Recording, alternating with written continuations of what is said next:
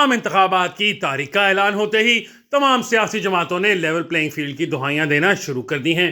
लेकिन अलमिया यह है कि जिस तरह इंतहा पसंदी और दहशतगर्दी की तारीफ पर दुनिया मुत्तफिक नहीं, इसी तरह हमारी सियासी जमातें लेवल प्लेइंग फील्ड की अपनी अपनी तारीफ कर रही हैं। कैम्ब्रिज डिक्शनरी में लेवल प्लेइंग फील्ड की तारीफ यूं की गई है: A situation in which everyone has the same chance of succeeding, यानी ऐसे हालात और मौके पैदा करना जिसमें हर एक की कामयाबी का चांस बराबरी की बुनियाद पर मौजूद हो। इस तारीफ की रूह से पाकिस्तान में इंतखाबात के हवाले से अगर हम देखें तो लेवल प्लेइंग फील्ड से मुराद ये है कि तमाम छोटी बड़ी जमातों के पास इंतखाबात लड़ने और मुहिम चलाने के यकसा मौके हों।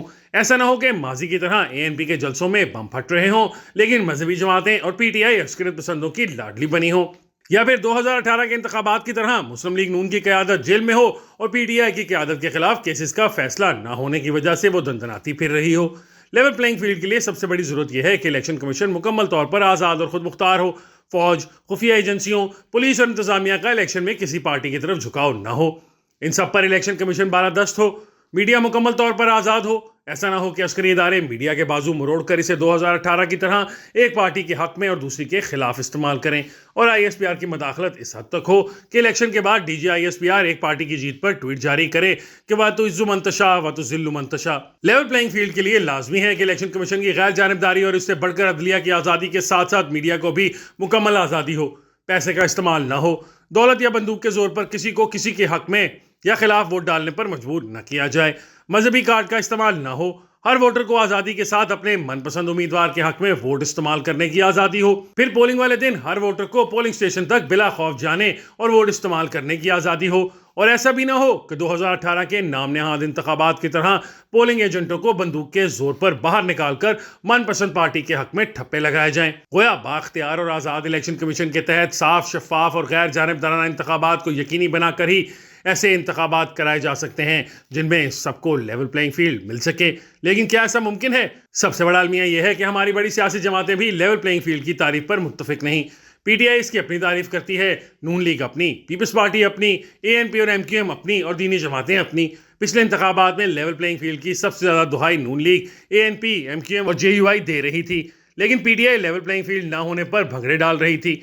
अब सबसे ज़्यादा दुहाई वो दे रही है, लेकिन इससे इसकी मुराद ये है कि इसके रहनुमा बिलाशुबा संगीन जुर्म में मुलविस हों, लेकिन इसके कायद और दीगर लीडरान को रिहा किया जाए, या फिर वो जो लोग गिरफ्तारी के खौफ से बाहर हैं इन्हें भी इंतखाबात में हिस्सा लेने की इजाज़त दी जाए। लेकिन दूसरी तरफ इस जमात ने अभी तक 2018 की धांधली और फौज की शह पर अपने मुखालफिन के लिए लेवल प्लेइंग फील्ड ख़त्म करने के जुर्म पर माफ़ी मांगी है और ना इस बात का एतराफ़ किया है कि इस साल इसके लिए फौज और इसकी एजेंसियों ने प्री और पोस्ट पोल रिगिंग की थी और ये कि इनकी असम्बलियाँ जाली थीं।